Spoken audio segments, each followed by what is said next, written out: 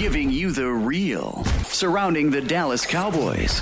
News, updates, rumors, transactions, takes, and more. So strap up, Cowboys Nation, and start your day off with your host, Skywalker Steele. 3, 2, 1. Here we go!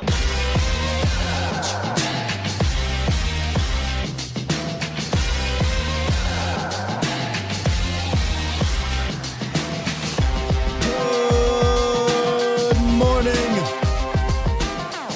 good people. Welcome to the Skywalker Morning Show. We're streaming live on YouTube, and of course, I am your host, Will Skywalker Steele. Boom! What's up, people? What's up, my DFW people? Ooh, we got to talk. A lot has happened since I last streamed on Friday, and we'll get into it for sure. The Cowboys are this close to completing their coaching staff, to hiring all the necessary coaches they need. None bigger over the last few days than Clayton Adams, the new offensive coordinator. We are going to deep dive into the Cowboys' new offensive coordinator, and in the roundup, we'll get into a couple of the positional coaches that were hired as well. And before that, as in before the Adams deep dive, we're going to hear from Shotty, because I think his thoughts on this offense is what I believe led to a Clayton Adams type of hire. So again, another banger of a show, in my opinion, because there's some things about this guy that we need to know as Cowboy fans. And I know he's getting a lot of fanfare, as he should. And if you're not hip to it, we finna get you hip. We finna get you hip. And you should be very excited about this hire. This type of hire is so different, in my opinion, than any offensive coordinator / offensive assistant in regards to game planning hire that the Cowboys have made in probably a decade. I mean, probably going all the way back to when they had Bill Callahan here doing run game stuff. So it's been a while, but we're going to get into all that. Shouts out to you guys, the Bomb Squad. What's up with y'all? Bomb Squad! Good to see y'all in the building. I see Angie, Dylan, Glasper, Jameson, the Guru, Miss Jackie, Miss Regina, Mark, Oscar in the building, Charlie G, what up? Let's see here. Dro, Lamitra. I got Mark, Jose, Eddie, Swain. I know we're going to get some of the heavy hitters up in here. Byron, Devin, all of you guys, I appreciate y'all for coming through if I missed just because it's 170 of y'all in here already. Now, the question is, how many of the 170 of y'all are Mavericks fans? You want to talk about a nuclear bomb dropped here in the DFW area. Can we talk about this for a second before we get to Cowboy stuff? If you don't mind. Shouts out to the one and only Ron. I see you, Tony. I see you, Tito. Angie's okay. Angie's a Mavs fan. Mike said no longer. Lamitra. So I told you guys, I'm in a weird predicament here. I come in and yes, I know y'all always, every time I say I'm a Laker fan, y'all always come and say, Laker fan, how are you, Laker Cowboys? Shut up. I'm a Laker fan, okay? But I told myself I'm going to adopt the Mavericks because I live in Dallas now, right? Went to the Western Conference final game, try to keep up with the Mavs, local radio and all that stuff. I'm sitting here. It was late, actually, and my wife was asleep. And I'm just scrolling. It's what, 11:40 something here, whatever it was. I saw this notification that popped down on my phone. Luka Doncic traded to the Lakers. I'm like, what? I had to adjust I ain't have my glasses. I had to adjust my fake glasses. Like, nah. Talking about here. I get on Twitter. I just searched Luka. Shams comes up. All right. Fake. All right. Fake. Everybody's saying it's fake. Okay, this is fake. Sean's was hacked, is what I kept saying. But then I kept saying, no, this ain't fake. So I tweeted it out. Hey, is this real or fake, man? 2-3 minutes later, every single outlet is picking this up, and it became real. And I just was sitting here like, what? Why and how? Okay, bet you traded Luka. Not the first time that a major star was traded. However, based off of how I have taken in the DFW and how you guys feel about Luka, this was a shocker in of itself. But I'm like, okay, superstars have been traded before. But damn it, the Lakers had to give up the whole goddamn team, right? Anthony Davis, a first round pick, and the young bull. Was it Christie? I'm like, I can't. That can't be it. We got going. That's it. Wow. And I immediately just start feeling bad for Maverick fans. I saw you guys mourning on Twitter. They're setting up all these, letters and flowers and all these things at the Dirk Nowitzki statue. And I'm like, whoa. I've never seen it. First of all, the trading of itself is wild. But the trade, when you add the details on what you got back, arguably the most shocking trade I've ever seen in basketball. And I had tweeted this out. I said, I don't recall a trade of this manner in recent memory, right? In a long time. And then I said, maybe ever. Maybe ever. Again, you want to trade Luka? Fine. But you better get back a whole lot. Now, I get it. AD's been balling, but they call him street clothes for a reason. Trust me, I know. All right? You get a hangnail, he out. 6 weeks. Luka hasn't been the most healthy. They talking about this damn... he ain't in shot. I'm not hearing none of that. I really don't care about any of that. That's why you surround him around these other guys. But it is what it is. He about to be over there with LeBron James now. You're going to put him in that chamber. But you get AD, who should help you if he's playing, right, this year. And now a lot of fans and a lot of analysts are saying the Mavs are the second best team in the West. That's fine. Do I think the Mavs are winning the championship or going back to the finals? I don't right now. We'll see what happens. But we're talking about Luka. We're talking about a franchise, global, not just star, but his star power matches his play. And he's 25 years old. AD finna be 32. And he about as brittle as anybody I've ever seen. And that's just the reality. When he plays, he's great. But he's brittle. You got a couple years maybe with him. Right? And you could have had a decade with Luka, who just got you to the finals last year, Western Conference, the year before. So it was a very... Yeah. So he plays zero defense next. Then get dudes that play defense. What we talking about here? We also are talking about the NBA in the year of 2025. Who plays defense? Say 1985. But I digress. There's no way you can sell me that Anthony Davis is a better player than Luka Doncic. You just can't do it. But that's what they decided to do. So instead of having arguably a top 3 player for the next decade to build around, who we talk about playoff Patrick Mahomes, Luka gets in the playoffs and he's a whole different animal. Now you're gearing up to hopefully try to get something done in the next year or two. And we'll see what happens if Nico Harris is around after that. Because I will say this, if he's showing it. He's not scared to pull the trigger to make aggressive moves. So, there's that. But what an unbelievable shock to the system of sports, really, not just the NBA. Everybody has something to say about this because it was shocking. It was shocking to Luka. It was shocking to AD. It was shocking.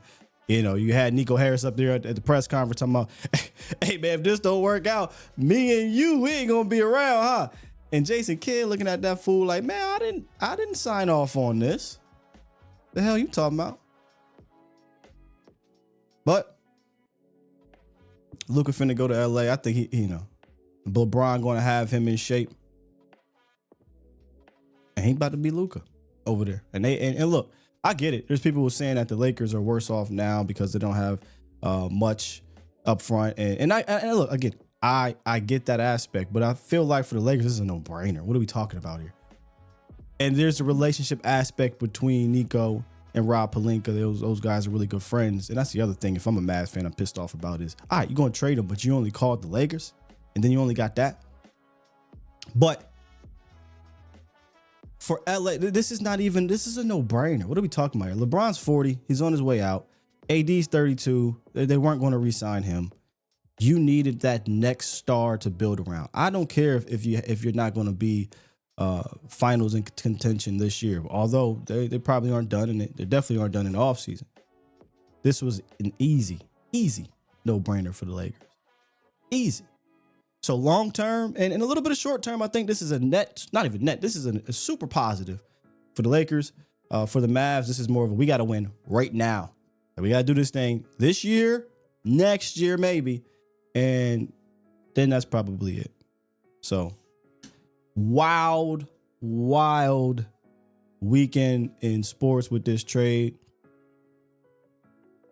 And in regards to the DFW, I don't want to call it wild, but it was more action, right? It was more action, more so for the Cowboys, which got buried, of course, and it's going to continue to get buried. But we're going to bring it back from the dead because I don't want this hire to go unappreciated per se. And there were a couple other assistant coach hires that we'll get into right now in the roundup. It's time! It's time! It's time! It's time! It's time. It is time for. It's time for the morning roundup. Round 'em up, boys. Let me talk to you. Let me talk to you, Cowboys Nation. So, we had a few more coaching acquisitions over the weekend from the Cowboys trying to fill out their coaching roster. A lot of people I won't say happy about the last one, but I mean, it is what it is. First off, David Overstreet II is coming in to coach the cornerbacks. He has been with Matt Eberflus for a very long time. He most recently was with the Bears last year, coaching some of the DBs. And prior to that, he was with Flus in Indianapolis. So again, we're getting more continuity on that side of the ball, which, again, we talked about this last week on the defensive side. That continuity and philosophical alignment should help the Cowboys defense kind of get control of this thing a lot sooner than later, as opposed to, last year with Mike Zimmer, who had guys who he was not with throughout this defensive side of the ball on the staff. Not Flus. Flus comes in, he's bringing two of his DB coaches, he's bringing his linebacker coach, and he's getting a defensive line coach, or got a defensive line coach who shares the same ideologies as him. So we should see a whole lot of, I shouldn't say a whole lot. We should see a major alignment on that side of the ball. No, hey man, I wish I did it my way. Flus finna do it his way, and he's got his guys to teach it his way. On the offensive side of the ball, I saw the Cowboys hired Taquan Underwood. I remember him as a player. I honestly, sometimes I see some of these players. Hell, I thought it was like Jordan Matthews I saw last year was still in the league. I don't know why I was like, did he just retire and go straight to coaching? I just felt like he was still in the league. He's 37 years old, so he's not that old. But he was with the New England Patriots last year, was an offensive coordinator or pass game coordinator with Pittsburgh for a number of years. Did some other coaching stops too, but I remember him vividly with the Patriots. So he went back to the Patriots to be their assistant wide receivers coach last year. Now, he's the assistant wide receivers coach for the Cowboys who still need a wide receivers coach, I believe, a quarterbacks coach and offensive line coach. But we'll get to that last part. And then running back coach Derek Foster has been signed. He was with the Saints last year and then with the Chargers from 21 to 23. And his time with the Chargers, you guys remember, that was when Austin Eckler was going crazy. If you were playing fantasy football, you almost had to get Austin Eckler. He was just killing it. I think he led the league in total touchdowns during that year, or at least top 2 or 3, whatever it was. But Eckler was phenomenal. And then new coaching staff, he goes to New Orleans. New Orleans starts off hot and a bunch of injuries, and they pretty much faded into what they are now. And a lot of people, again, weren't too happy with the Derek Foster hire because, Tashard Choice, the Oregon coach, was also there. But if you dig a little deeper on that, it didn't sound like Choice was leaving, and it didn't sound like the Cowboys were going to pony up the bread for him to leave anyway. So they get an experienced NFL running backs coach, still young. And something I appreciate about what Shotty is doing with these hires, like the Underwoods, the Fosters, and we'll get to Clayton Adams here in a second. And these guys, he's not just going with, I'll work with this guy over here, and we're going to keep this guy from that. We're going to keep the total. We're going to keep all. He's bringing in fresh ideas. He's bringing in guys that have had success in certain places, that have been a part of certain systems that maybe can help, a running back room, a wide receiver room, whatever, implement what he wants to do. So this is a very interesting offensive side of the ball in regards to staff-wise, and they're not done yet. I think the reason why, they're taking their time is because Shotty is kind of having to start this thing from the ground up, per se. And when you look at Eberflus and why that's kind of going a little bit quicker is because Flus, and let me bring you back here, Flus has his guys. Flus has been calling and running defenses since 2018. He's had assistants under him since 2018. So he's had his guys. It's a lot easier for him to do that. And for some of the guys he doesn't have, like defensive line coach, he can go look around and find a specific coach, White Cotton, right, that fits what he wants to do. Where Shotty, I feel like they really have to make sure they get this right, especially because that side of the ball, you have 2 All-Pros there who are getting a lot of the money, right? And the offense is going to go through for the most part. So you got to make sure, Shotty got to make sure, hey, it's my first time legitimately calling plays since 2019, and it's really his first time having total control over an offense ever. So he really has to get this one right.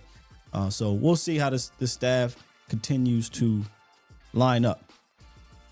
But the big one. The big one. Clayton Adams was hired over the week, and we'll get into who Clayton Adams is. But this move to me has a very similar, if not more, impact feel as hiring on the other side of the ball, defensive line coach Aaron Whitecott. I think hiring, we talked about this last week when we were talking about the defensive backs coach, secondary coach, linebacker coach. We said, yeah, but this one's the home run. Whitecotton's the home run. You go look at his resume, look what he's done. It's without a shadow of a doubt the walk-off type home run. In fact, Clayton Adams might be the walk-off type home run. Whitecott might have tied the game up. Adams, I think, is the walk-off coaching hire home run here. And to get a better understanding of why I think this was so important, you got to go back to Shotty's press conference. You got to go back to some of the things that Shotty said the other day, and I promised you guys we were going to take a look at some of these things because I felt like it was important. Some of the things he said, it kind of answered some questions, some concerns that people had, and pretty much busted some myths that, in my opinion, we did a lot of that myth busting even prior to McCarthy being fired or being let go or whatever you want to call it. But there were a lot of people, oh man, here we go, same offense, just carry over. And I'm like, not so fast, my friend. These guys aren't the same. Now, granted, does that mean Shotty's going to be better? Who knows? I think he has a chance to be, in my opinion, though. But in regards to this offense. But they weren't the same. We mentioned this a lot from a philosophical standpoint. They come from two different backgrounds. And I said this in the sense that Shotty's more of a chameleon. He's been able to blend because he's had to, right? Where McCarthy has been the same guy for 30 years. He has not had to. And we'll talk about his ego here in a second. But let's listen to Coach Shotty. I have two clips from that presser. The first clip is about his time in Seattle, something that I had mentioned here on the show when discussing him when he was hired was, I don't think you can go back to his Jets days, to his Rams days. You can't talk Marty ball with Schottenheimer because I don't think that's who he is. And if you've kind of watched him in Seattle and listened to him and some of the things, he's grown, I believe, out of that.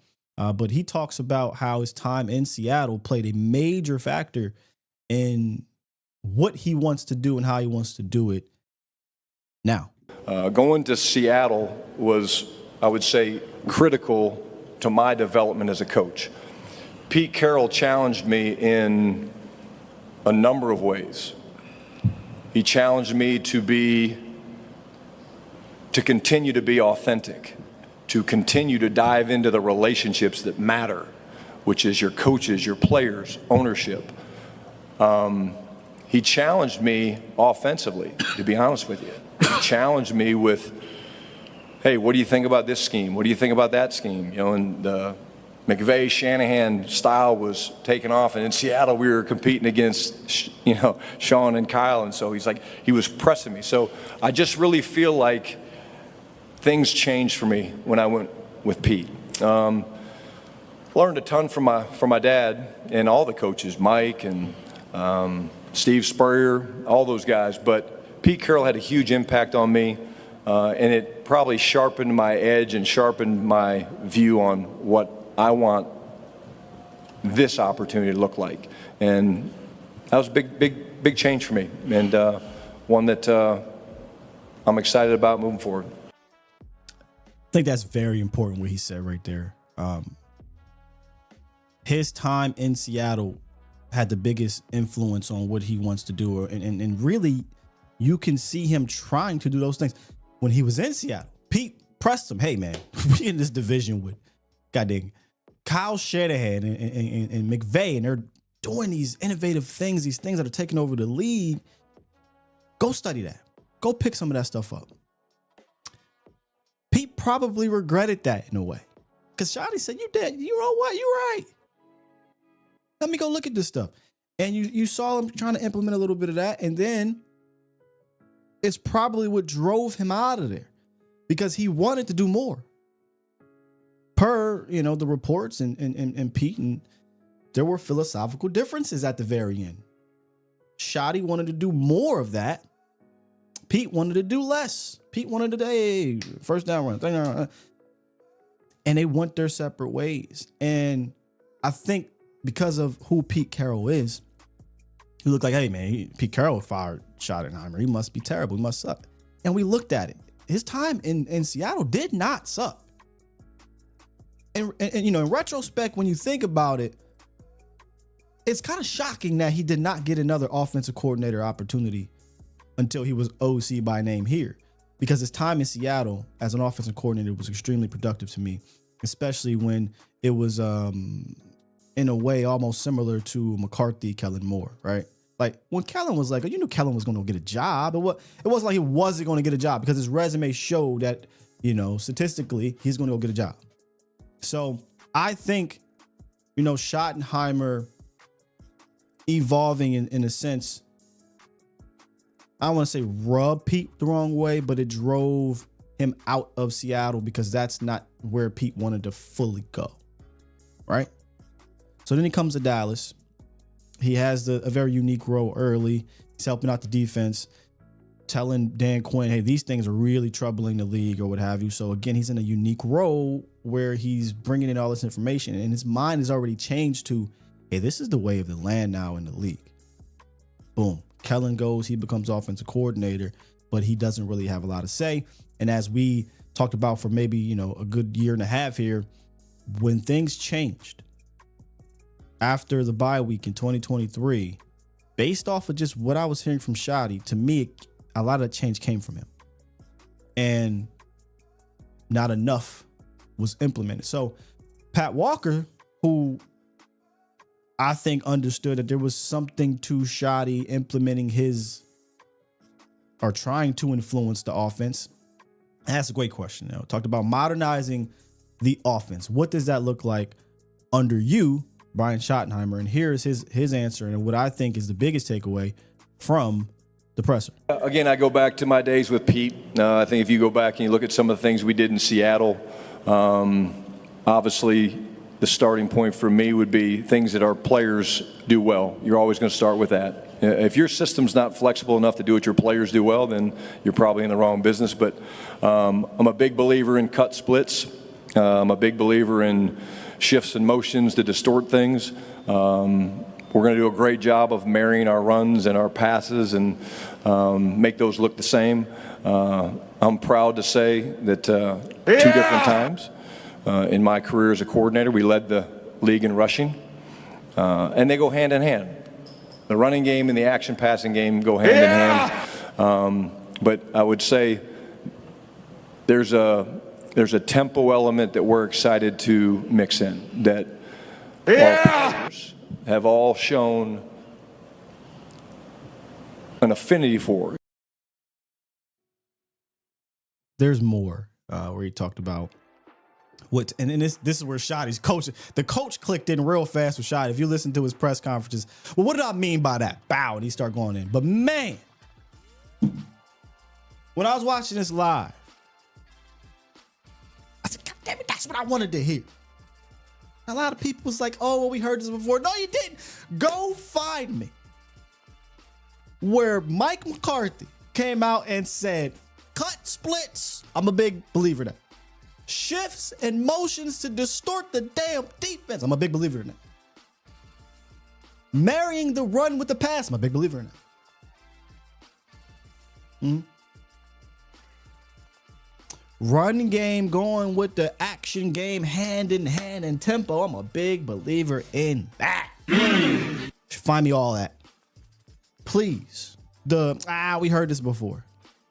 Not one, not a, hey, coach, what do you think about play action? Well, just like any, no. Find me all of that. I ain't heard that before. I know when he's been pressed about some of these things, he's had an attitude about it.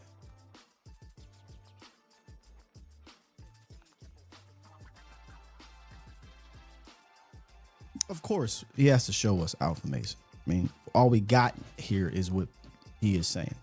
But it should excite you what you're hearing because it is his philosophy.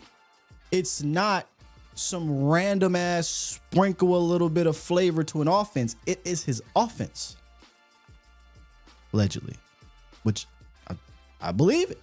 I do. Call me a blind believer in it, but I believe it because you saw him wanting to do these things.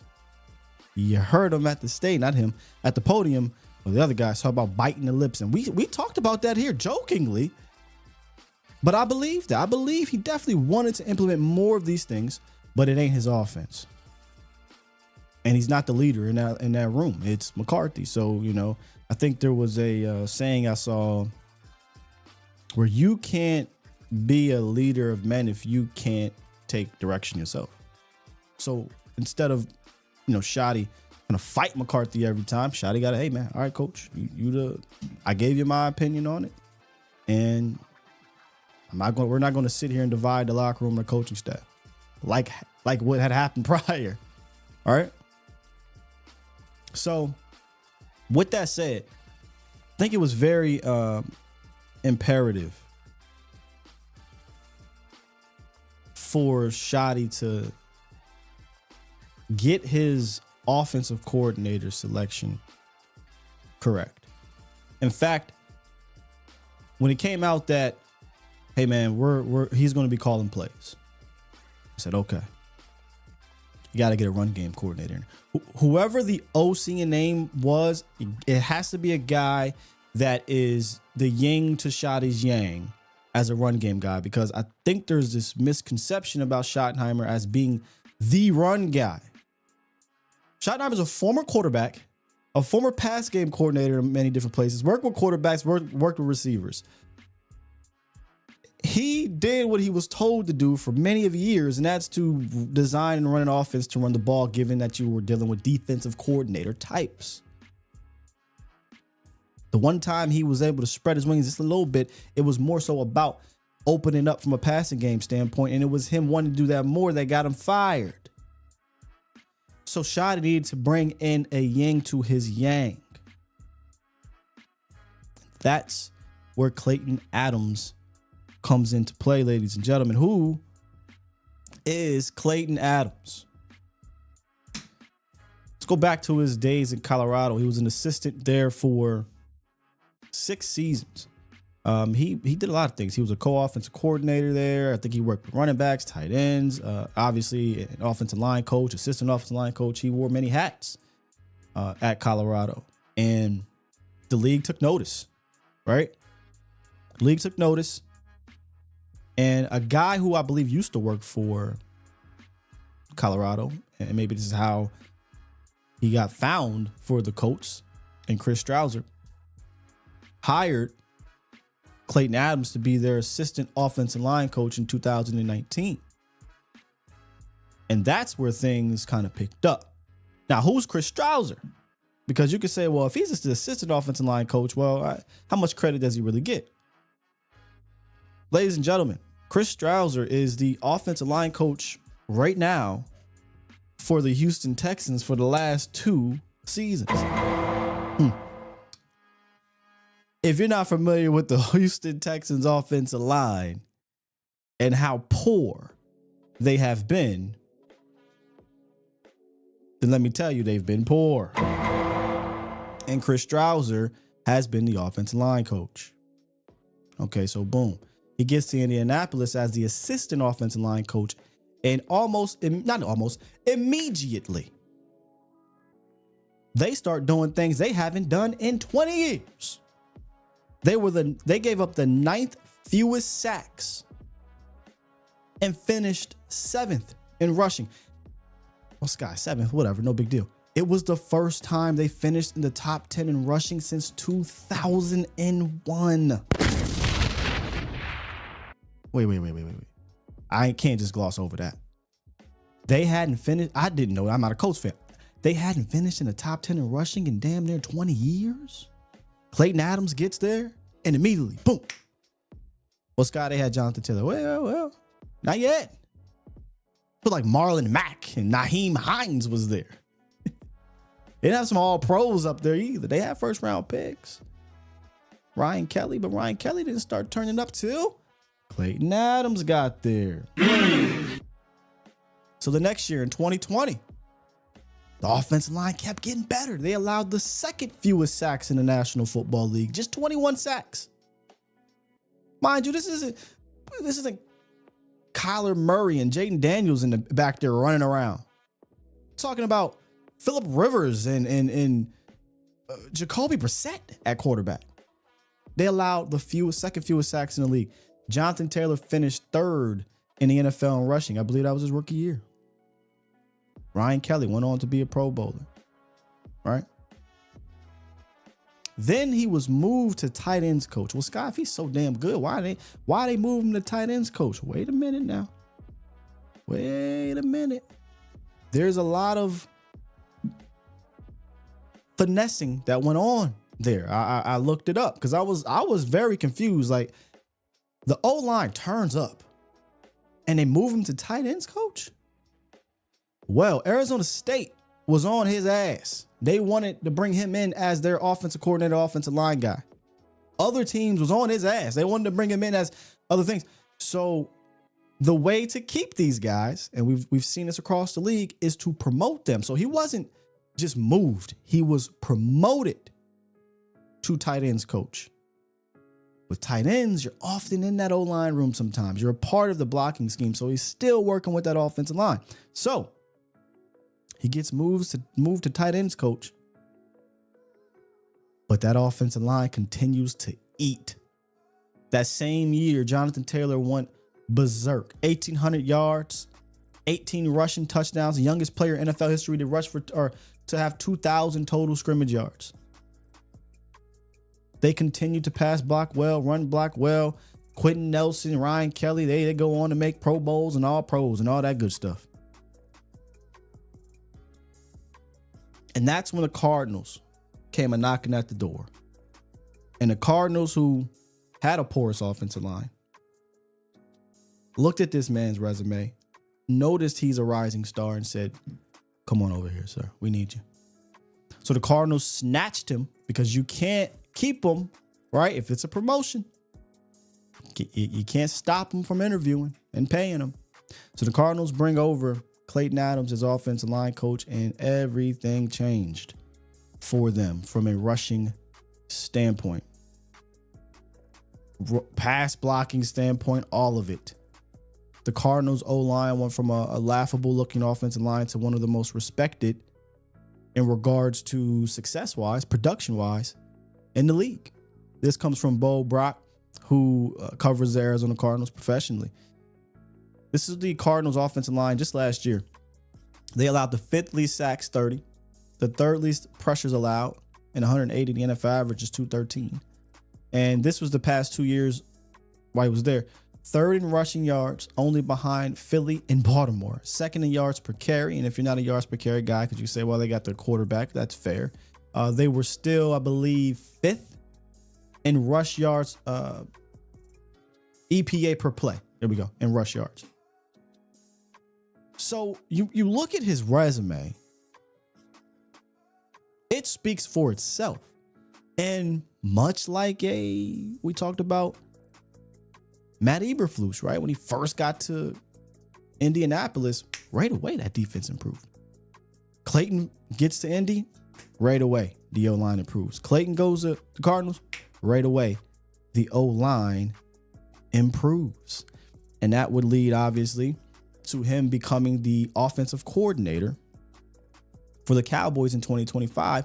And it's by name, right? Because he'll essentially be responsible for the run. He'll be the run game coordinator. He'll be helping with the O-line.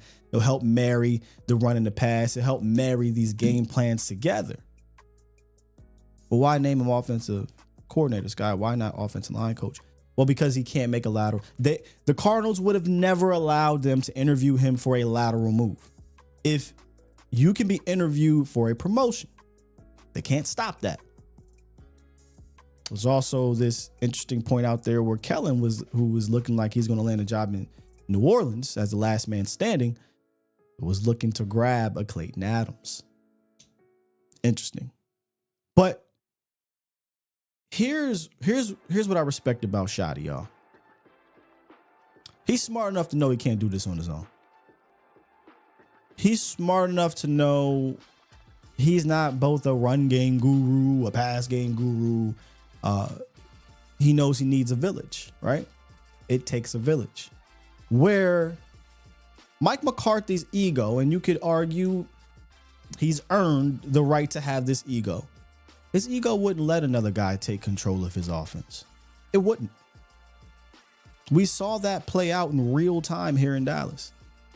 It was not fun for Mike McCarthy to take a backseat to Kellen Moore. If you look at the history of Mike McCarthy and his OCs and his offensive line coaches, these aren't real run game guys. These aren't guys implementing game plans for Mike McCarthy or with Mike McCarthy. These are more so lackeys, is what we call them in the wrestling world, right? The Briscoes and Pat Pattersons were under Mike McCarthy. Mike Solari and Joe Philbin, respectfully, as offensive line coaches, they've had their resume speaks for itself. It's a solid resume, right? They're not implementing these great game plans. They're probably not even implementing game plans. Hey, this is the basics of what we do from an offensive run game standpoint. But we're coaching the O-line. His ego wouldn't let somebody else enter that aspect of changing and shaping his offense. Shotty says, she.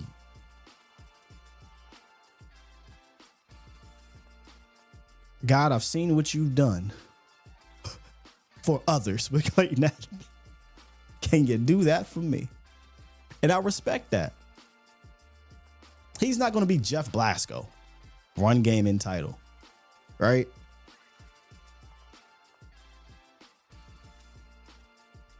So let's take a look at the Clayton Adams effect, per se. First of all, well Scott, or I'm gonna say Shotty. Scott, what are we getting with him? You're going to get a very diverse run scheme. Very diverse. In fact, shouts out to my guy, John Owning, who dropped this fantastic nugget on Twitter that shows you just how diverse the Cardinals were under Clayton Adams compared to the Cowboys. You go look at all the things that they did: inside zone man, outside zone counter, pull, lead, and power. I mean, you're talking about what, 6 different looks that were used, and mostly 5 different looks that were used, where the Cowboys used 2. It was either inside zone or outside zone. There wasn't much else that they were doing. And we talked about that how many times, Cowboys Nation? How many times did we say this run game plan is terrible? It's trash. It's archaic. It's boring. It's so easy to dissect. Where you go to Arizona, it's much more diverse. And you're going to get these guys on elephants on parade. You're going to get these big fellas out in space. You're going to get a lot of CT counters, GH counters, GT counters, traps. Now, not a whole lot of them, but you know, you're going to get a variety of different things with Clayton Adams here. And we talked about marrying the run game with the pass game. Well, in his second season running the Cardinals offensive line and run game plan, and, you know, after getting more implemented with a Drew Petzing, Kyler Murray shot up the charts in play action. He was 4th in the league in play action percentage. You want to know where Dak and Cooper Rush finished? Dak Prescott, 29th in the league in 2024 in play action percentage. In 23, post, bye week, there was a more consistent effort to use play action. And Dak finished, I believe, in the top 10. However, if you go look at some of those games where we're looking and we're like, what's happening here? Miami, Buffalo in that second half, you'll see that play action percentage drop. It's almost like when some of these tough games get tight, and Mike McCarthy says, we're going to do what I like to do. You go look at the playoff game. Now, Sky, you can't run play action when you're down. You could have started off, but that's neither here nor there. So you're going to see more play action, I think, under center or pistol looks. There's a lot of different looks you see from Clayton Adams' offense, and just run a couple of these here. Nothing crazy. Just you'll see guys out elephants on parade. Like I said, you'll see the GT counters. You'll see the GH counters. You'll see the at snap motion getting lead blockers and pullers. They want to get these guys on a move. And when you see these type of things, another thing is that it does is it gets your running back a head start, right? It gets them going. And we saw one of the reasons why I think you saw Rico Dowdle kind of get going there in the second half was because he was able to get a little bit ahead of steam in some of these games. They were doing a little bit more of leaning into his strength. But you'll see a lot of some unique pistol looks. You'll see a lot of pulls, a lot of counters, getting out in space, even interior. You'll still have your duos. You'll still have your powers and things like that. But I bet that's going to be welcomed with some motions and welcomed with some unique looks and splits that we talked about, right? Some cutting those splits in half. What does that mean? That means we're not going to be the team that leads the league in the widest splits in the National Football League. You're going to see a lot more bunch formations. You're going to see a lot more stacked formations, right? That helps manipulate the defense. That clogs up certain areas to make these guys have to get through trash. When it comes to play action, that can trip up the second level defenders. You'll see a lot more of that, I think, with Clayton Adams being the offensive coordinator and guy responsible for some things. And if you want to see how direct like how his impact directly can impact an individual. Look no further than James Conner, y'all. Look no further than James Conner. James Conner gets to the Cardinals, and before Clayton Adams gets there, he averaged 4.3 and 3.7 yards per carry. Mind you, they ain't go out and sign all pros and draft all pros. Paris Johnson's there. He's a good young man, good young player and whatnot. The first 2 years under Clayton Adams, he averaged 5 yards per carry and 4.6 yards per carry. The first 2 years without Clayton Adams, he had 31 total 10-plus yard games. The last 2 years, 65. The first 2 years he was in Arizona, he had 13 15-yard games. Combined, the last 2 years, 29. This is with a running back who got older, a running back who's not. I respect the hell out of James Conner. James Conner is not like that from a talent standpoint, but he has talent now, okay? But this ain't Saquon we talking about, right? This ain't Derrick Henry. This is, without a shadow of a doubt, the Clayton Adams effect. Now, another thing, you're going to see them do a lot, and this is where, I guess when you draft a tight end in the second round, well, now, damn it, you're going to use his ass. The Cowboys should probably see a lot more 12 and 13 personnel. You see some of these teams that do a lot of the cut splits and heavy run teams use it anyway. Dallas didn't. When Mike McCarthy took over, you started to see the 12 and 13 personnel just tank a little bit. Whereas with Adams in Arizona, you saw it just increase. His first year, they were 16th. His second year, they 16th and 12 personnel, first and 13 personnel. His second year, they were 8th and 12 personnel, and second and 13 personnel. So you'll see a lot more of the tight ends, right? You'll see Schoonmaker, who we did see some baby steps, I think, good steps though, as a receiver, but he was brought here to be a blocking guy. Well, damn it, we really gonna need you, right? You'll see some 13 personnel. I think Brevis Span-4 is a perfect guy for that. Or maybe they decide to use a little bit more of Hunter Lipke. But if you go and you watch some of the runs in Arizona under Clayton Adams, you'll see them use a tight end. You'll see them use the tight end as that lead blocker. I don't think they'll need to do that, but it can also offer a way to kind of, I won't say trick the defense, but get the defense in a certain package. But I feel like Lipke serves the same purpose. Lipke is a tight end-ish guy anyway, so wouldn't shock me if you saw a little bit more usage out of Lipke from a blocking standpoint. So there are pieces for this offense to work for what Clayton Adams wants to do, but they need to add some pieces. Right? I think they need to add a running back. Receiver's a different story. That's more Shoddy's thing, and we'll get to that. But just more so speaking on from a front standpoint, tight end standpoint, there's pieces there. And I know a lot of you are saying, well, Sky offensive line isn't that good. Well, I've been fighting this for a while. If you go look at Arizona's offensive line, first of all, and really Indianapolis, it wasn't like they were rolling out all these all-pros. Now, eventually, Ryan Adams did become an all-pro, and Quentin Nelson in Indianapolis. I bet whatever. But what about Carolina or Arizona? No. Our offensive line, I think, is a better offensive line than them, but I don't think they were coached as good, and I don't think they had a good scheme. And I don't know how many times I've had to scream from the mountaintop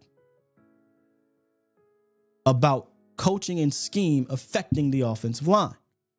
Many of times I've brought that up. And, the conversation now has turned to, well, we need to go all in on the offensive line. We need to draft offensive line and things like that. Look, if they end up doing it, whatever, right? To me, if they do it, that means that the guy that they select was just far and above any of the other skill guys on their board, or maybe tags were touching and they felt that they needed to take it. I don't believe they need to, especially early.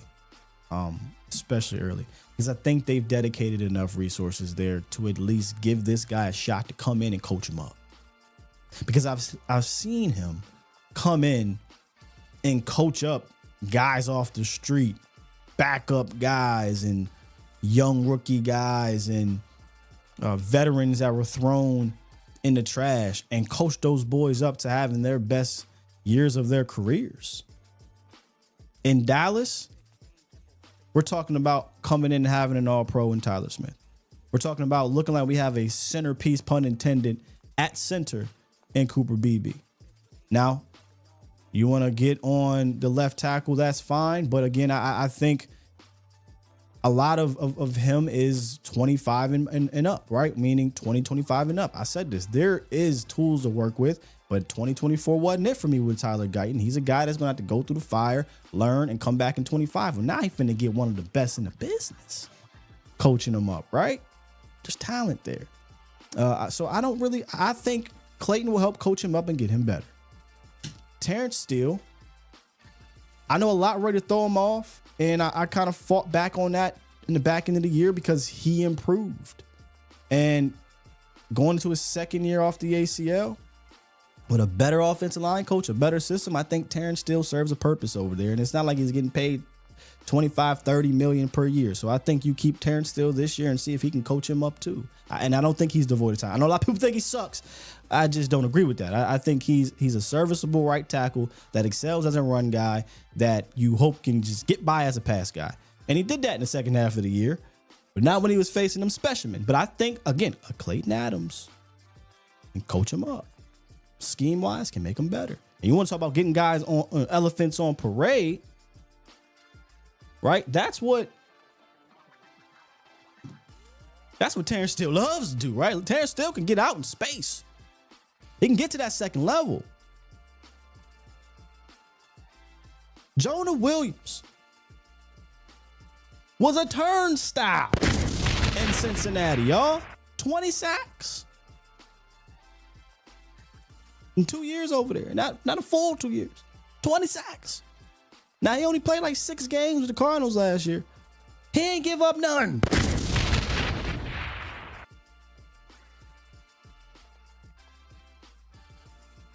Now, if you want to look at the right tackle right guard situation, sure. That in lies a bit of a question mark. But if they don't want to go out and get, like, for me personally, I haven't really talked about it, but maybe I will bring it up. They won't do this, but James Daniels, I think, would be a great fit here, especially now with him. A great fit at right guard, but they don't sign guys, right? This is me pleading for them to go attacking in free agency as opposed to the draft. I would love to sign a guy like James Daniels. It's going to cost a little bit of money, but I mean, I think that solidifies your interior for so many years, at least for the next 4 years. Right? You give me Tyler Smith, Kyler Smith, Cooper Beebe, and James Daniels. That's a very athletic offensive line that can move bodies and get to the second level. That's where James Daniels excels at as a run guy. But again, me talking. But you need a James Daniels? Not really. They went out and got the Will Hernandez, who was nothing with the Giants. And Will Hernandez had his best years under Clayton Adams. Now, could you find your Will Hernandez in free agency? Probably. Or do you say, I got my Will Hernandez, TJ Bass and Brock Hoffman? I would like to continue to look. That's just me personally. But would I be mad if they say, man, Brock was able to do enough for us to feel confident in giving him a shot? Sure. I would just like that shot to be welcomed or accompanied with competition. I'm still on that. If they decide to roll with Brock, fine, but give me competition. Hey, man, my guy Nate Thomas still there too. I'm a big fan of Nate Thomas playing guard. I really want to see this. Now, I could put egg on my face. Maybe he goes in there and he sucks. I don't know. But I would love to see 6'5", 335 pounds. He can move a little bit too because he played tackle. I would love to see. If we're not going to draft a guy, sign a guy, then damn it, break that broomstick, throw it up in there and say, Bass, Thomas, and Hoffman, y'all fighting this thing out. Don't play around with it. Let them fight them out. So I say all of that to say, when you look at the resume of Clayton Adams, you have to give him a shot to coach up the resources that you have poured into the offensive line. You have drafted multiple first-round picks up there, multiple top 3-round picks up there, multiple mid-round picks up there. You got undrafted guys that you have hit. At some point, your coaching has to shine through. You, in my opinion, cannot continue to devoid your offense of the skill position, whether it's free agency or whether it's the draft. And the Cowboys have done that for 5 years now, right? Or 4 or 5 seasons. They haven't drafted a skilled player in the top 50, 60 since 2020. They've drafted one running back since 2019, and it was in the 6th round, and it was with a guy they couldn't even use. Deuce Vaughn, by the way. The only receiver pick that they used since 2020 in that top 100, I think it's the top 100, because I believe Brett Man was outside the top 100 in semi, was Jalen Tolbert. I don't think anybody looked at Jalen Tolbert as a game changer. So I don't mean to turn this thing into draft talk. It's just that is the conversation happening right now in the Twitter world. And it's, hey, man, we got to go online. We got to get these trenches. The trenches suck. I think there's talent there. I think you can add to the trenches for sure. But I think you have to be smart in how you do it and make sure you don't continue to devoid your best players on offense, in my opinion, with the help that they need. CD Lamb and Dak Prescott.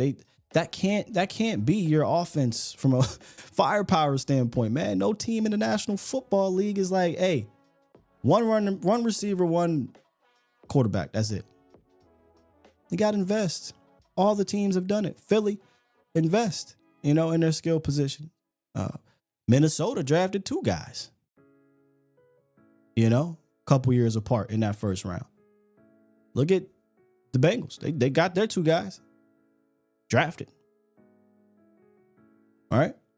Philly went out and traded for that guy. In Kansas City is all world and all God. That is Patrick Mahomes. They continued to hey, man, this ain't worked. We're going to continue. We draft a guy in first round. We'll trade for a guy that's the first round. We'll trade for a guy that's a Hall of Famer. They continue to try. On top of, earlier in or after the 2020 season, they said we're going to put our resources in the O-line. So they did both. A lot of people like to point at Detroit. Well, we kind of busted that myth when we played Detroit. Detroit has been 1 first-round pick on their offensive lineman since 2016 or something, 14, whatever it's been, after Taylor Decker. And that general manager, head coach wasn't even there. So you can't even count that, because that's not the same, philosophical alignment. They're totally different situations. Now, granted, they spent a high pick on a guy, but so did the Cowboys twice up there in the first round, I mean. But the rest of those guys, you're talking about guys, Kevin Zeitler, 34 some years old, been on multiple teams. Centers in and out, left guard in and out. That's coaching. That's Hank Fraley. That's Ben Johnson. Philly has they pour resources into their guys in second round, right? But they also coach dudes up. Jordan Mailata is a goddamn rugby player drafted in like the 7th round.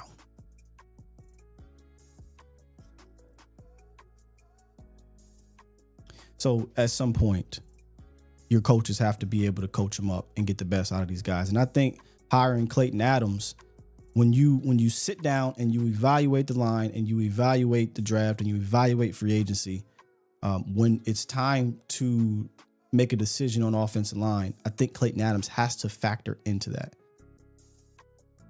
both figuratively and literally. Meaning, hey, Klayton, we're looking at this guy from Texas. We're looking at this guy from Iowa State. We're looking at this guy from the Steelers or this guy from wherever.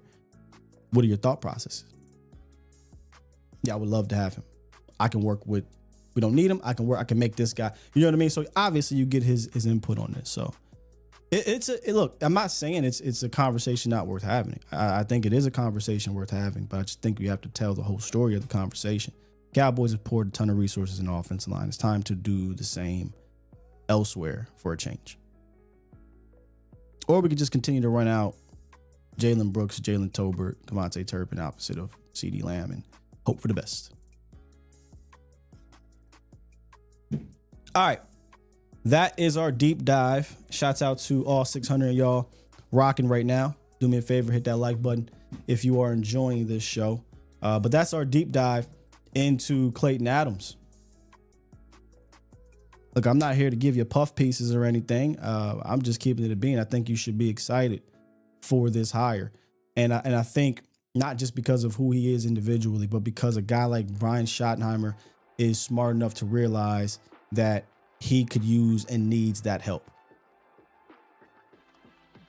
For the first time, I think in a good while, really, if you really think about this for a second here, follow me down this path. Bill Callahan was given play calling duties because Jerry snatched them away from Jason Garrett and gave it to Bill Callahan in 2012,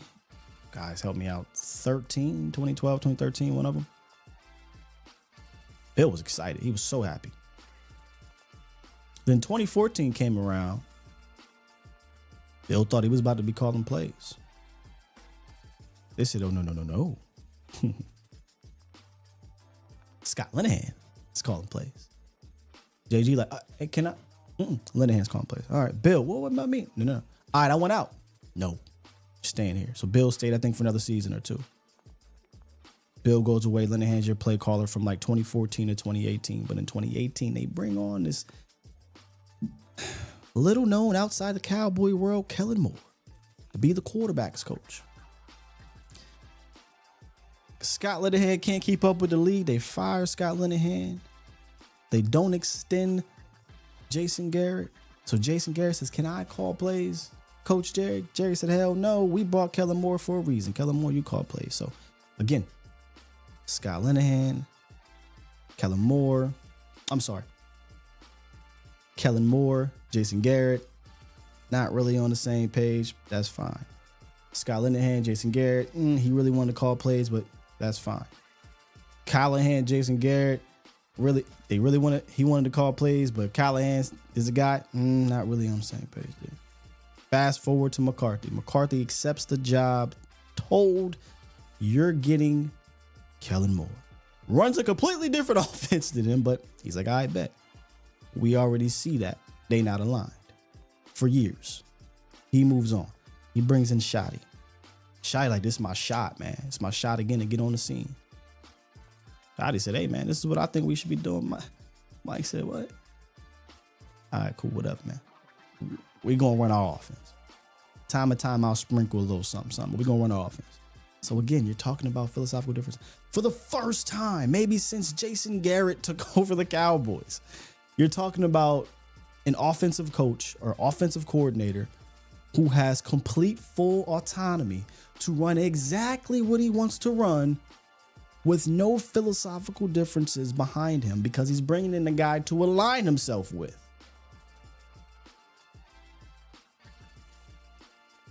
It is a very refreshing situation to be in on that side of the ball. Very similar to how we broke down the defensive side for the last 5 years. The Cowboys have been kind of snip, snap with defensive coordinators, but they've been keeping guys from previous regimes that could cause philosophical differences, that could cause teaching differences, etc. And that led into one of the most respected defensive coordinators of his time, and Mike Zimmer saying, man, I should have did it my way. Frank Sinatra. So not only when you look at the production of Clayton Adams, should you be excited, but just the fact that everybody's going to be on the same damn page. It may be small, it may be a little something, but it's a win for me, man. It's a win for me. Did we hire a new receiver coach? Mr. Common said nobody's talking about the receiver coach. Well, I don't believe we've hired a wide receiver coach just yet. We've hired an assistant wide receiver coach. So let me go look here. And we talked about that in the roundup with Taquan Underwood. Hasn't really been in the NFL in quite some time for a while as a receiver coach, but he did assist the receivers in New England. So unless there is a new wide receiver coach, we have not done that yet. So, and if we have, please let me know who that is. So right now we're waiting on the offensive line coach, right? Because that guy hasn't been selected in name. I hope he brings over, I believe it's Chris Cook, his assistant in Arizona, just to keep the same, We don't have an official wide receiver coach and I believe a quarterbacks coach. So those positions still need to be filled on the offensive side of the ball. All right.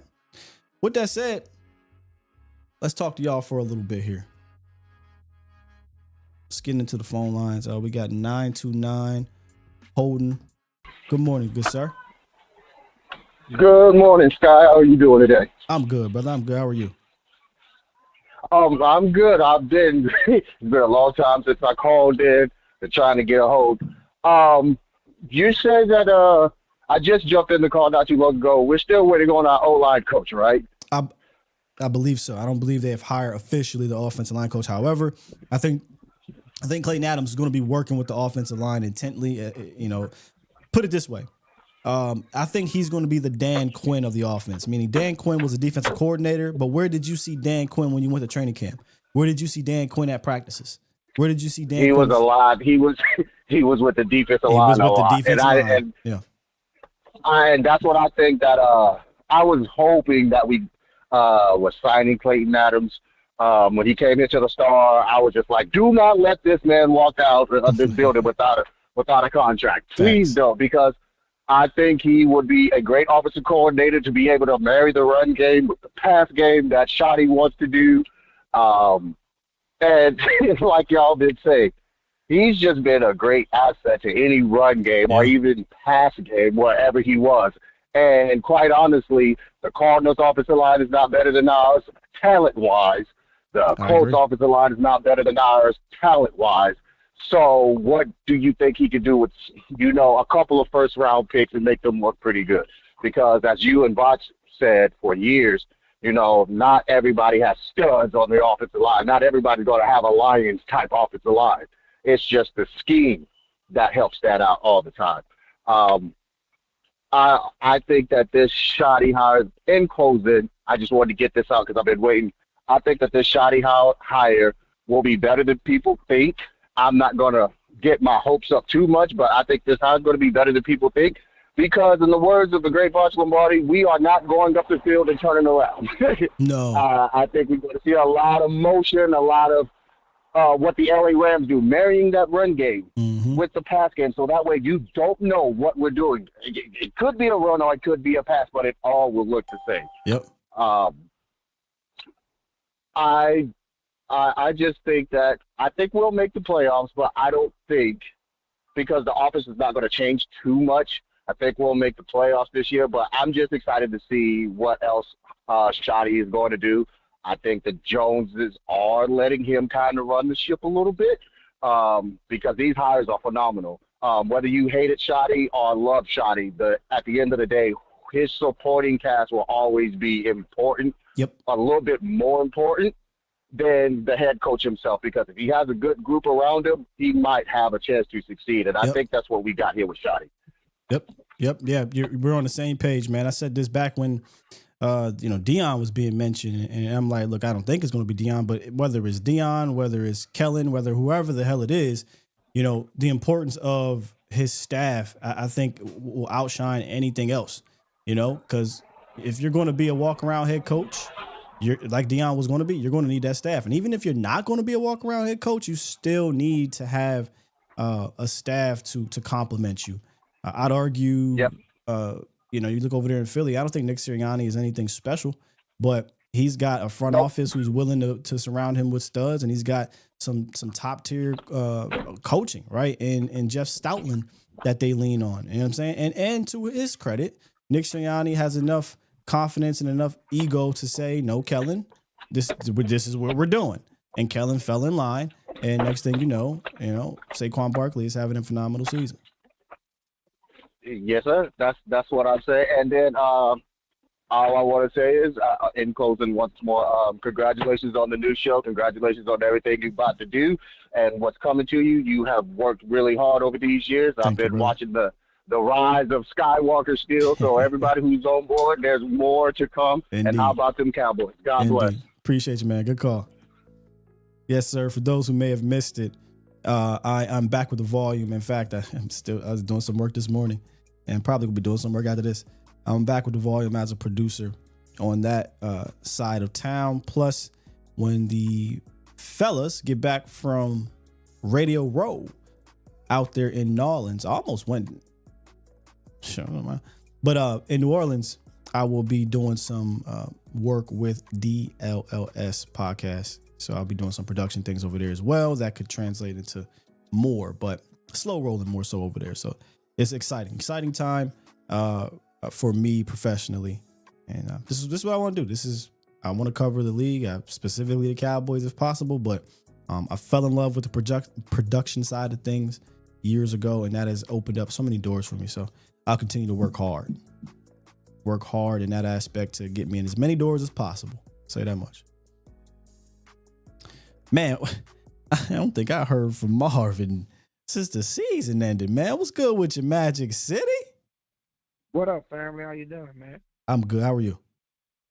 I'm good. I'm excited. We always been talking about the run scheme. Yeah. We got everything in place now. And the receiver route's going to be different. And you're going to see a whole different, them receivers going to be so happy for the Cowboys. That play action, Dak Prescott, man, y'all going to be shocked. I'm excited. So we got a very fat boy, He was still running, killing more plays. I'm telling you. I think he was running some of his own trash scheme, most of his own trash scheme for real. It's just he didn't get with the times, man. He didn't get with the times, and when the coach tried to get him with the times, he pushed back on it. Yeah, he pushed back. He didn't want. He said, "Nah, I'm the coach. I'm gonna run my stuff." And people don't see that. That's why the Cowboys been losing in the playoff games. The run schemes is a whole different when you know what I'm saying, because it makes the people work. Yeah. The Cowboys y'all gonna see good. Y'all gonna see a difference in the offensive line. I agree. I think we will see. Now again, it's very early, and we can get to camp, and they can look like trash, and I'll come on here and report, hey, the offensive line been looking like trash. But just early right now, February 4th, I do believe this offensive line will improve for many different reasons, right? Not just Klayton, but I do think Klayton is going to be a major factor. Now you're talking about another year for Tyler Smith. The rookies aren't going to be rookies anymore. Maybe one of the young bucks in Bass or Hoffman likely become a starter, and they're not trying to. Or Thomas. Or Tom. I'm a Thomas fan, but Thomas would be technically a rookie in that sense. But if one of those guys are entered, you're not talking about having to get a young guy implemented. I know a lot of people are out on Terrence Steele, but I think in this scheme specifically, I think Terrence Steele is a great fit. He's not going to be freaking Lane Johnson as a pass blocker, but he's going to be one of the best run blocking guys. I just need him not to get killed. You know what I'm saying? And I think the scheme is going to help with that. The misdirection is going to help with that. The run game is going to help with that, because I look over in Arizona, and for as much as we want to get on a lot of our guys here because we hold them to a higher standard, Arizona's line was worse before Clayton Adams got there. Jonah Williams was what y'all say Terrence Steele is, and then Clayton Adams got there, and Jonah Williams didn't give up a damn sack and was barely giving up pressures. And I ain't saying that's going to happen with Terrence, but I like what I saw. That's all I'm saying. Yeah, you should trust me. And them halfbacks, the boys so many dangerous halfbacks. Cause I've been watching film on a lot of halfbacks. Man, y'all tripping. Y'all keep talking about a shot. I don't know if they get them, they get them. But if they don't, it doesn't matter to me. I agree. I agree. Look, Genty would be a fantastic get if he's here. But you're talking about a draft that is so deep at the position And you're talking about a scheme that should be able to get the best out of a lot of these guys. So if you don't get them, I do think there's another tier of guys that I think can be difference maker guys. And then, it goes from difference maker guys to guys that can be really productive. But that hits, I think, all the way to day 3 of the draft. Thank you. It's a halfback from SMU. Oh, my God, he's so dangerous, man. That SMU halfback is so dangerous, brother. His name is Brasher Smith. Watch him. He's fast. I'm talking about y'all. He's so dangerous, fast, and he can catch out the backfield. Boy, I wouldn't be shocked if they took 2 of them, to be honest. Yeah, that's what I did in the mock draft. I took 2 of them. One early, one late, or sign one undrafted. But yeah, I wouldn't shock me because the room is awful. Let's just be real. It ain't many players in general, but I did a mock draft and I have pushed back because when I did, I had the 12th pick. I didn't take the 12th pick. Baltimore wanted the 12th pick. They gave me a number 2 and number 3, and so I had picked Amarian Hampton, and then I had put Brasher Smith. 153. That's a nice little combo right there. That's a nice little combo. And see, that's what I'm. So I don't. We'll see how what their philosophy is. If they want a guy that's more of a workhorse, a guy that they who's going to touch it 20 times, and as opposed to a guy that might touch it 15, 16 times, another guy that touches it 8 to 10 times. But if they decide to do a bit of a more duo situation, I would definitely draft 2 and try to complement each other if I can. Now you might get a guy like a Hampton who can do a lot of the things, but if you come back around and get a speedster to complement Hampton, I mean that's going to be fun to watch behind this scheme. Man. You see what I'm saying? Hey, I'm telling y'all something. It's another. I did another mock draft. Still, the first pick was Mason Graham. He fell to me. Dang. Lucky. Then I picked. yeah. Look, give me Mason Graham at 12. And then the second pick was Caleb Johnson, Iowa. The third pick was Tez Washington. Then the boy, I love this D tackle, Ty Robinson, out of Nebraska.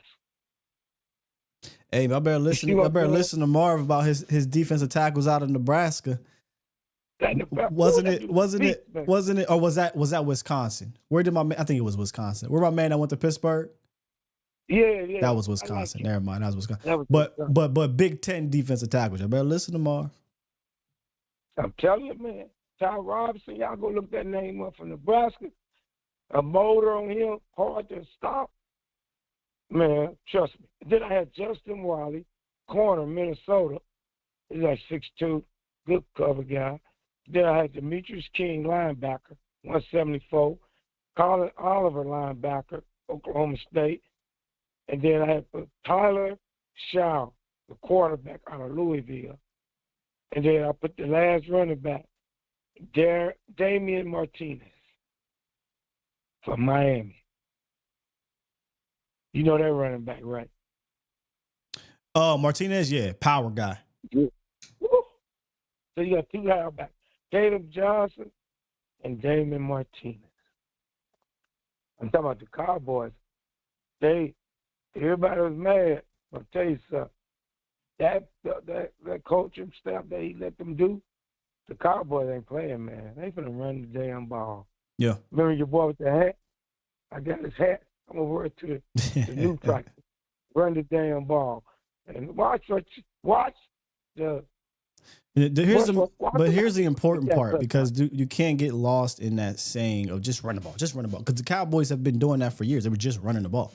There has to be more to just running. And when I say doing that for years, I mean, if you go look at under Kellen Moore, they've always ranked in the top 10 in attempts and yards. But it's not about just running the ball. It's about how you run it, when you run it, and dribbling with a purpose. How many times have we said that here on this show? You got to dribble with a purpose. And when you get into these tight situations, playoffs or big games, that's when the Cowboys lost all their purpose if they had any to begin with from a run game standpoint and kind of just went into what that coordinator was comfortable with, right?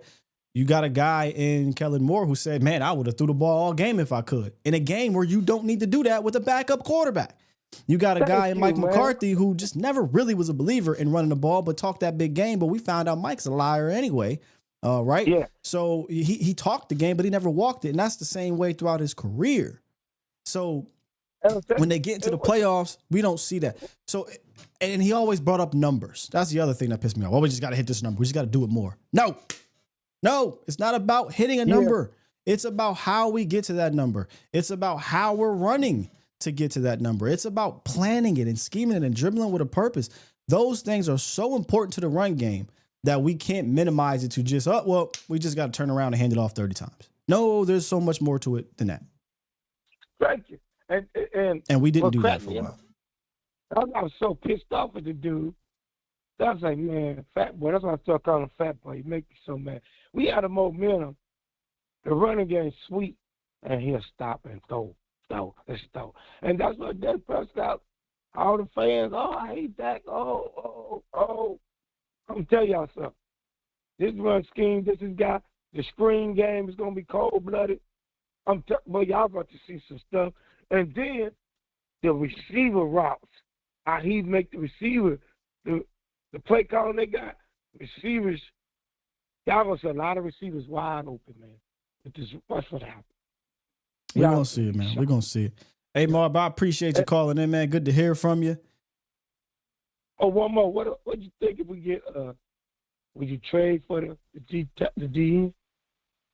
Oh, Myles Garrett? Yeah.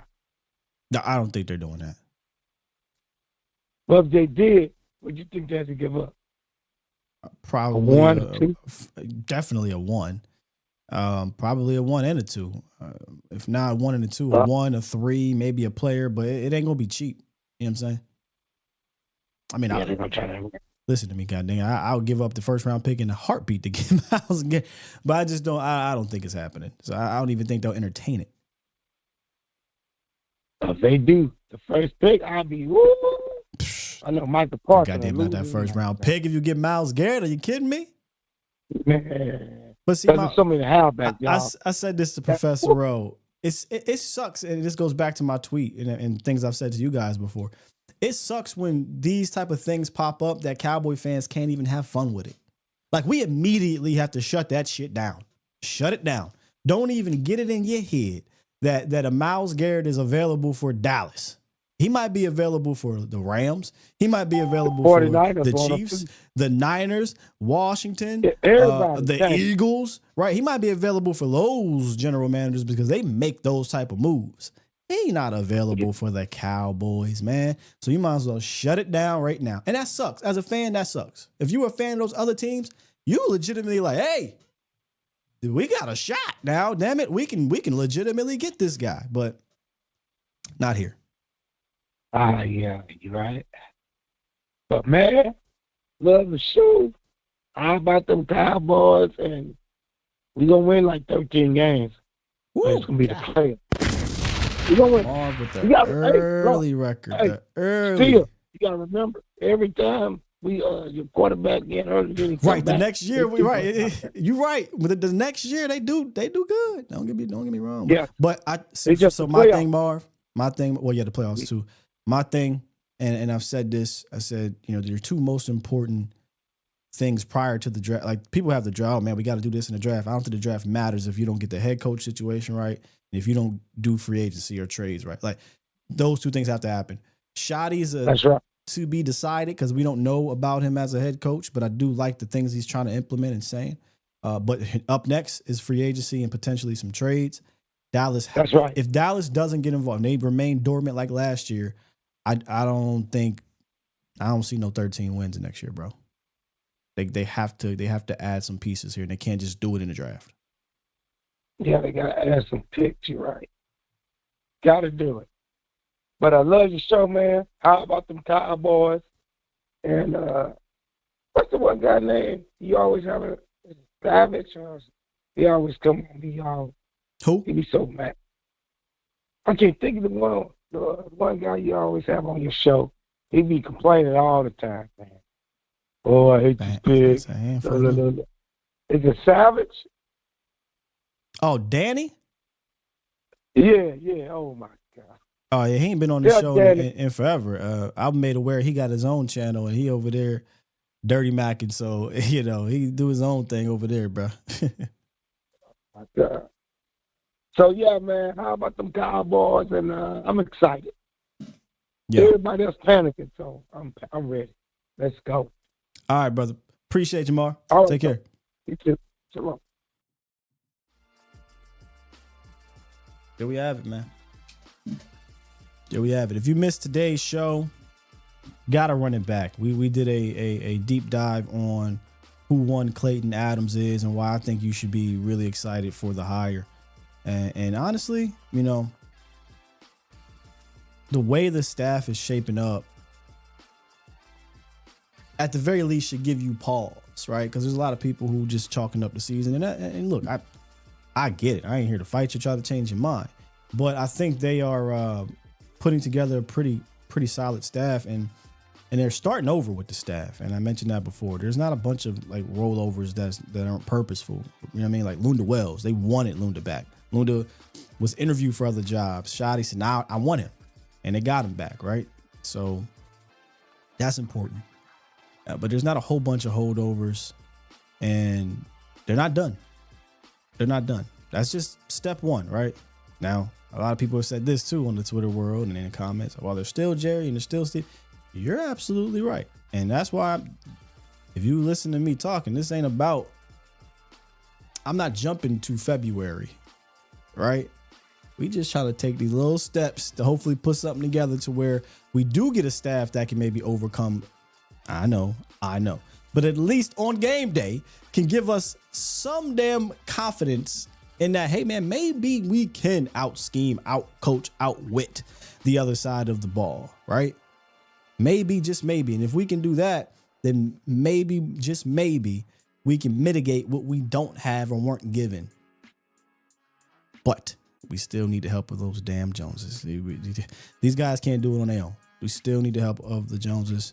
I just hope they give my man help, man.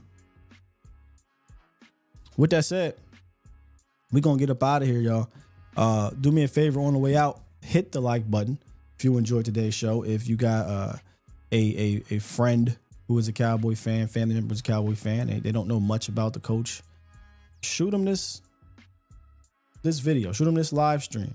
If they aren't subscribed already, maybe they'll check this out and they'll subscribe. And we continue to grow this thing because we are growing this thing back from the ground up. And as I mentioned before, the schedule may be random. You know what I'm saying? Due to the job. So hit that like button or hit that subscribe button and then hit the bell because I may just pop on live. I still want to do mornings, but I may pop on that night if something happens or if I'm just feeling like it. So we got free reign now, man. We got free reign. Oh, and I'm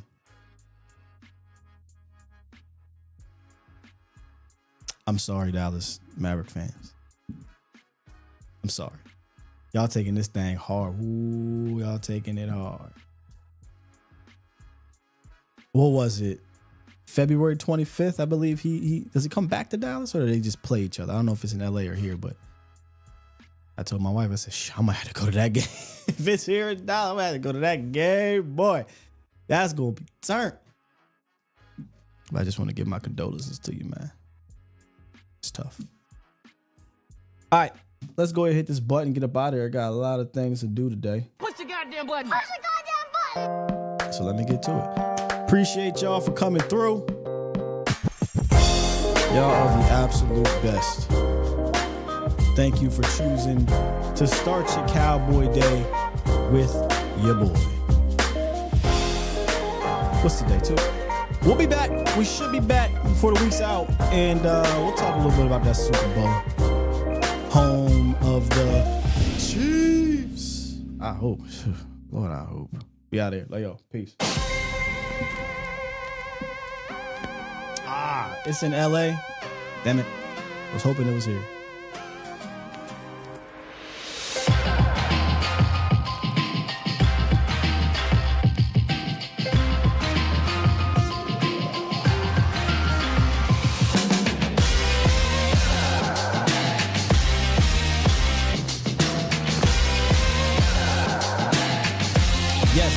the draft show. I don't know if he's on there today, but are they live? If they are, go check it out.